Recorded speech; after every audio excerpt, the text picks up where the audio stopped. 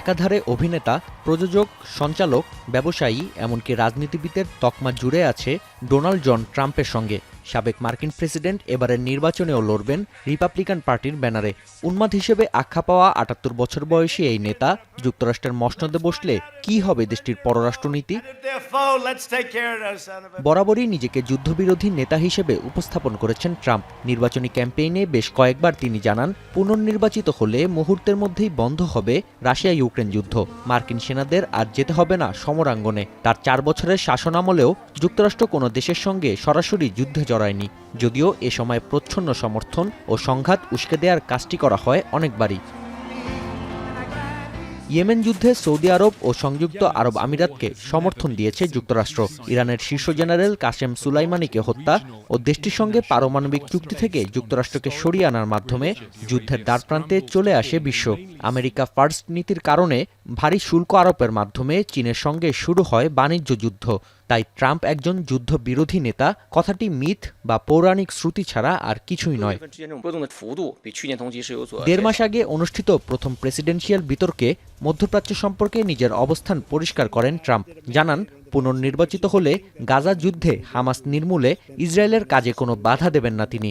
Anadolu এজেন্সির বিশ্লেষণে বলা হয়, নেতানিয়াহুর সঙ্গে ট্রাম্পের সুসম্পর্ক থাকায় গাজায় যুদ্ধবিরতির জন্য কোনো চাপ আসবে না যুক্তরাষ্ট্রের পক্ষ থেকে।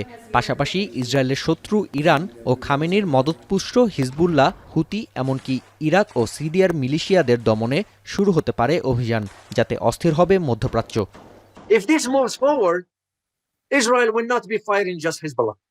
Israel will be fighting Hezbollah, they will be fighting the Houthis, and they will be fighting the Islamic faction in Iraq. And if the drones of the Houthis was able to penetrate the air defense system, consider what Hezbollah has, which has over 155,000 missiles. Republican president প্রার্থীকে নিয়ে ভয়ে আছে ইউক্রেনও। সম্প্রতি ট্রাম্পের ২ শীর্ষ উপদেষ্টা রয়টার্সকে জানান, নির্বাচনে জয় পেলে দুপক্ষকে নিয়ে সমঝোতায় বসবে যুক্তরাষ্ট্র। ভ্লাদিমির জেলেনস্কি শান্তি প্রস্তাবে রাজি হলে মার্কিন সামরিক সহায়তা অব্যাহত থাকবে ইউক্রেনের প্রতি। অন্যদিকে ভ্লাদিমির পুতিন প্রস্তাবে রাজি না হলে ইউক্রেনকে দেয়া হবে অতিরিক্ত সামরিক সহায়তা। যুদ্ধরত দুপক্ষকে সমঝোতায় রাজি করানো দুরূহ বিষয়। এমনকি কোনো পক্ষ রাজি না হলে ছড়িয়ে পড়তে পারে সংঘাত।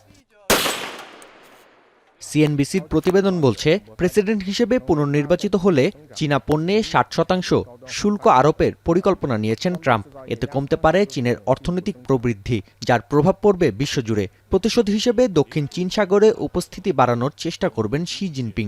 চেষ্টা করা হতে পারে তাইওয়ান দখলেরও। নাফি আরমান মনন, এখন বিশ্ব। ২৫০টিরও বেশি ডিজাইন অপশন নিয়ে ওয়ালটন স্মার্ট ফ্রিজ, বোঝে আপনার প্রয়োজন।